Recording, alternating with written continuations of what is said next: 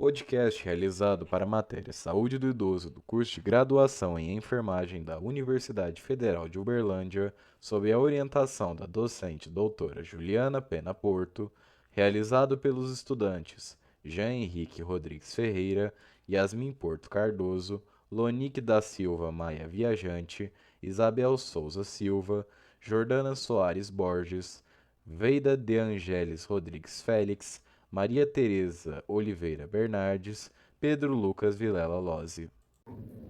Olá pessoal, sejam todos bem-vindos a mais um videocast de saúde e qualidade de vida. Eu sou o Jean, sou acadêmico de enfermagem e hoje a gente vai falar de um tema bastante importante para a saúde da pessoa idosa, que é a iatrogenia. E com isso, para enriquecer a nossa conversa, temos a ilustre presença da Dona Isabel. Pode entrar, Dona Isabel? Olá, tudo bem? Como é que a senhora está? Obrigada. Quantos anos a senhora tem? Eu tenho 66. 66. A senhora gosta de fazer o quê? Olha, atualmente, né, com a idade que a gente vai adquirindo, com o tempo, eu senti a necessidade de fazer mais alguns exercícios físicos. Então, eu fiz muitos anos, eu fiz pilates, mas eu tenho problema de saúde, então, de osteoporose, eu precisei de buscar uma musculação. Não é a minha atividade preferida, mas hoje eu faço musculação 3 vezes na semana. Eu tenho umas atividades da igreja, sou da igreja católica, nós temos um grupo de viúvas lá na nossa comunidade, o grupo Sarepta, ele vai fazer 20 anos agora em julho, esse grupo, né? Então, teve um tempo que a gente trabalha com ele. E eu gosto muito de cozinhar, sou dona de casa, gosto de reunir família, gosto de festa, de reunir pessoas. Muito legal, Dona Isabel. Obrigado por compartilhar um pouquinho da sua história com a gente. É um prazer imenso ter a senhora aqui com a gente. E eu queria saber da senhora. A gente aqui na faculdade, a gente sabe o termo técnico da iatrogenia. Mas a gente sabe que do outro lado, o paciente, geralmente não fica muito claro para ele o que é a iatrogenia. A senhora já ouviu falar sobre o termo? A senhora tem uma ideia do que seja? Não, eu ouvi falar agora, quando eu cheguei, você me falou qual seria o tema do nosso podcast. Acho muito interessante e assim, aí eu associei porque toda vez que hoje eu vou fazer um exame, por exemplo, uma endoscopia, uma colonoscopia, alguma coisa, você tem que assinar um termo. Então, pelo que você me falou, seria basicamente isso, né? Eu vou explicar o mais básico possível. A iatrogenia é quando geralmente um paciente ele dá uma entrada no hospital. E quando ele dá essa entrada no hospital, ele pode passar por algum procedimento médico, ele pode tomar algum medicamento, ele pode ser internado. E ao longo disso, dessa internação, desses 3 pilares que eu falei para a senhora, o paciente ele pode ter alguma complicação, ele pode ter algum tipo de complicação, por exemplo, algum tipo de infecção, alguma alergia. Isso fica muito longe de negligência médica ou até mesmo erro médico. Todos os profissionais, a equipe multiprofissional, ela está preparada de fato para fazer o procedimento, para dar a medicação para o paciente, mas a iatrogenia ela é imprevisível. Então, por isso que fica muito longe da negligência e do erro médico. A senhora conseguiu compreender o que é a iatrogenia? A senhora quer acrescentar alguma coisa? Não, eu acho que é interessante mesmo a gente conhecer, né? Porque o organismo humano é muito diferenciado de uma pessoa para outra, né? Então, pode ser que na hora de uma consulta a pessoa não tenha colocado ao médico qualquer, realmente, se ela tem alguma alergia, às vezes até desconhece, né? Alguma alergia por algum medicamento, por alguma coisa, né? Isso. E olhando para a trajetória da senhora, a senhora acha que a pessoa idosa, quando ela vai a uma consulta, a senhora acha que os profissionais de saúde, eles passam todos os possíveis riscos que algum medicamento, algum tratamento pode levar para a vida de um paciente? Eu não vejo que todos eles não. Quando a gente tem um conhecimento maior, eu acho que quando a pessoa tem um pouquinho mais de conhecimento, ela questiona mais o médico, mas quando ela não tem, às vezes eu até tive uma vez uma ajudante na minha casa que ela foi consultar e aí eu perguntei se o médico tinha falado alguma coisa em relação ao problema que ela tinha. Ela falou assim, não, eu falei, você contou para ele que você tem? Então, assim, às vezes o paciente não tem um interesse, ou então, às vezes fica até com medo de que o médico vai falar para ele. Então, eu acho que eles estão preparados, sim. Quando você vai no médico com uma pessoa mais idosa, sim. Eu ainda não consultei o geriatra, né? Seria talvez a minha próxima consulta. Mas eu vejo que eles escrevem hoje, já te colocam uma receita no computador, né, para você conseguir realmente lê a receita e te explica geralmente como é que você vai tomar aquele medicamento que você está sendo prescrito para você. Né? Sim. E é legal a senhora ter trago essa informação, porque geralmente quando a comunicação ela falha, o paciente ele fica muito vulnerável, né? Quando a pessoa ela começa a envelhecer, ela passa mais a ir para hospitais, a ir para pronto-socorro, UAI. Eu queria que a senhora falasse um pouco sobre a sua trajetória com o serviço de saúde. O que a senhora acha, o que a senhora tem de enriquecedor para poder falar para a gente em relação à sua experiência no serviço de saúde? Olha, eu tenho o privilégio de ter plano de saúde, né? Então eu não uso praticamente, eu não uso muito o serviço público que nós temos no Brasil, né? Mas eu vou muito à parte de vacina, né? É uma coisa que a gente acompanha direitinho e eles fazem com muito conhecimento e muito certinho mesmo. Mas eu vejo de pessoas que eu conheço, que buscam, né? Que eles têm se preocupado muito realmente em atender bem a população. Mas nos casos, assim, eu quando procuro hospital, quando pronto-socorro, sempre fui muito bem atendido, mesmo nos particulares, né? Tem muita gente que reclama, eu não sei, né? Eu não tive essa experiência de ir no UAI, já fui no UAI, mas por um braço quebrado, sabe? Uma coisa assim, mas fui bem atendido também. Nossa, que legal, né? E eu queria saber da senhora, se a senhora já, no ato, né, da consulta de algum exame laboratorial, a senhora já teve algum medo da consulta, algum medo de algum resultado de exame, de alguma coisa, a senhora já presenciou isso? Ou tem alguma história de alguém que talvez já tenha passado por isso? Eu já tive, eu inclusive, eu tive que fazer quando eu consultei o cardiologista, eu tenho a minha esteira inconclusiva. E aí, com esse, eu tive que fazer um exame de eco de estresse, acho que era o nome do exame. Eu marquei uma vez, não deu certo, porque o aparelho tinha se estragado. Marquei de novo, também não pude fazer. Aí eu desisti, falei, mas eu não vou fazer não, né? Porque Deus também falando que não é para fazer esse exame, não. Aí depois eu fiz no outro, realmente ele não deu problema nenhum, mas eu fiquei com medo sim. Não, eu entendo a senhora, geralmente tem coisas que assustam muito a gente, né, em relação a exames, a medicamento, eu super entendo a senhora. E com tudo isso que a senhora falou, depois de tudo que aconteceu na vida da senhora em relação a medicamentos, a consultas, a senhora hoje em dia tem uma participação em relação ao que o médico possa impor na vida da senhora, por exemplo, algum remédio, algum tipo de tratamento, a senhora consegue participar, a senhora consegue questionar o porquê? Eu realmente tenho vários problemas de saúde. Não, nada assim, acho que já tudo crônico que eu tenho. Eu tomo remédio para pressão alta, tomo remédio para colesterol, agora eu tenho artrose, osteoporose, então tudo que não é bom eu tenho, mas tudo é tratado.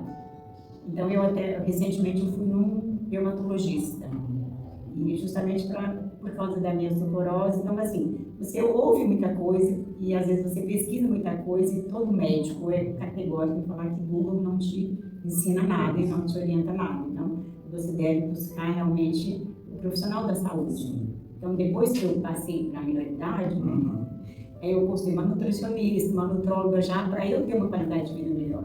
Então, eu já consigo questionar assim por quê. Sim, isso é muito importante, né, Isabel? A gente procurar entender o porquê da gente estar tomando certos medicamentos, fazendo algum tipo de tratamento. E com tudo isso que a senhora falou, um dos aspectos mais discutidos quando é iatrogenia, quando é falado da iatrogenia, é o uso de medicamento. Às vezes a pessoa usa muitos medicamentos, um que pode anular a farmacologia do outro. Eu queria saber se a senhora faz o uso de mais de 1, 2 medicamentos durante o dia da senhora. Eu faço, sim, mas só que eu não tomo nada por conta própria. Essa parte de me automedicar não tenho, não. Então, assim, quando eu faço uma consulta com um profissional de saúde, eu já levo a minha listinha do que eu uso, para ver se ele realmente não vai interagir ou interferir no tratamento do outro. Então, é uma rotina que exige muita disciplina, né, o que a senhora falou. Na hora da consulta ou da retirada dos remédios, o papel multi, né, a equipe multiprofissional, ela tem a reconciliação medicamentosa, que consiste em conferir detalhadamente tudo o que o paciente toma e evitar algum erro, né, algum perigo, alguma coisa perigosa para o paciente. A senhora tem hábitos de esclarecer todas as suas dúvidas quando a senhora vai em um médico, ou então quando a senhora vai em algum farmacêutico, ou então até mesmo como enfermeira, a senhora tira todas as suas dúvidas, a senhora tem o hábito de fazer isso? Eu acho que o ideal seria a gente ter, quando vai fazer uma consulta, fazer uma listinha que você vai perguntar para o médico, né? Porque muita coisa a gente esquece. Então, eu procuro, mas às vezes fica alguma coisa que não é bem esclarecida. Eu não tenho hábito de questionar, assim, né? Até teve uma vez que eu fui até não foi aqui no Berlândia, foi em Santa Catarina, eu fui num pronto-socorro, eu estava sentindo dor, daí eu não queria tomar medicamento, não. E o médico não me falou o que eu ia tomar. Aí eu cheguei lá, quando eu fui, eu falei, não vou. Ele disse, não, você veio aqui, você vai tomar, você veio procurar, agora você vai ter que tomar. Aí a enfermeira me esclareceu, o que você está me dando, afinal de contas? Para que eu estou tomando isso? Ela me orientou, me esclareceu. Mas foi um episódio estranho. Eu sei como é. Na sua opinião, o que a senhora acredita que possa ser uma estratégia benéfica para que a pessoa idosa ela possa utilizar os seus medicamentos de forma segura e em casa? Alguma estratégia, por exemplo, uma pessoa que não sabe ler, ela está com uma receita e tudo, e como que ela vai saber em casa, sozinho, que ela tem que tomar aquele remédio durante o dia e tal hora? Geralmente, muitos médicos fazem um desenho de um sol para mostrar que é de dia, aí coloca o horário do lado. Muitas vezes também desenham uma lua para mostrar que é à noite. Então, essas são alguns tipos de estratégias para melhorar, né, a eficiência da comunicação com o próprio paciente em relação ao seu medicamento e as horas, e como aquilo pode ser importante para a vida de uma pessoa que vive sozinha e sendo idosa. A senhora tem ideia de alguma coisa? Já passou por alguma coisa? Os meus eu faço isso. Eu deixo separadinho na caixinha, de manhã, meio-dia e da noite. Mas a gente não tem nenhuma para te falar. Não, eu imagino. E eu queria chegar exatamente aqui nesse ponto, porque é um ponto onde a minha futura profissão ela vai se encarregar por 24 horas por dia, né? Porque a gente, como enfermeiro, é a gente que vai cuidar da pele do idoso, a gente que vai dar geralmente o medicamento do idoso e tudo. Bom, dona Isabel, o que a senhora espera como paciente de um profissional de enfermagem? Quais atitudes práticas, né, desse profissional te transmite uma sensação de segurança? Eu acho que é a abordagem que ele vai fazer para o paciente, né? Com uma forma, né, delicada, de conversar, de ouvir, porque o paciente idoso ele precisa ser escutado, né? Eles têm necessidade de falar. Você também pode deixar falar, porque você vai falar e não vai parar, não. Mas eu acho que essa abordagem de ser delicadeza, né? E aí você consegue ele se mostrar, né? Se apresentar, né?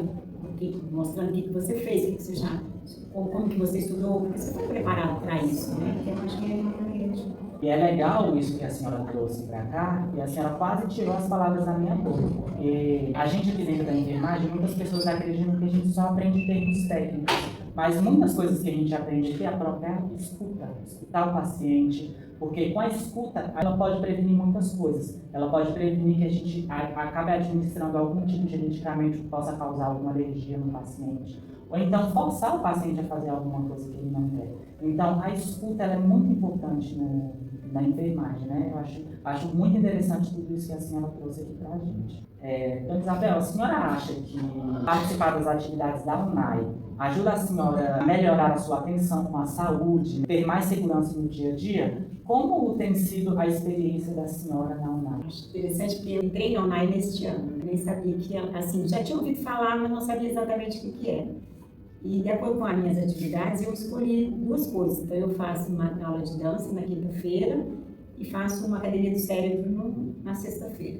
E às vezes a minha filha até briga comigo, que eu chego em casa, ela fala assim, a minha mãe, ela volta se sentindo tão burrinha, que eu vou fazer alguns exercícios realmente de você movimentar o cérebro, né? Fazer com que o cérebro trabalhe. E é uma coisa, são partes, eu acho que você não tem hábito de fazer, e aí você realmente sente que você está emburrecendo ali, né? Então eu acho que é muito interessante essa parte de te mostrar. Eu vejo assim, as pessoas que estão, né, fazendo a minha aula de dança, a professora, acho que é Karine, que ela chama uma gracinha de pessoas, então ela sempre inclui todo mundo, ela não permite que a gente faça chacota um com o outro, não, então ela tem aquela interatividade realmente com os idosos. E a Academia do Cérebro é uma coisa mais focada, né? Então a gente tem atividades individuais e atividades em conjunto.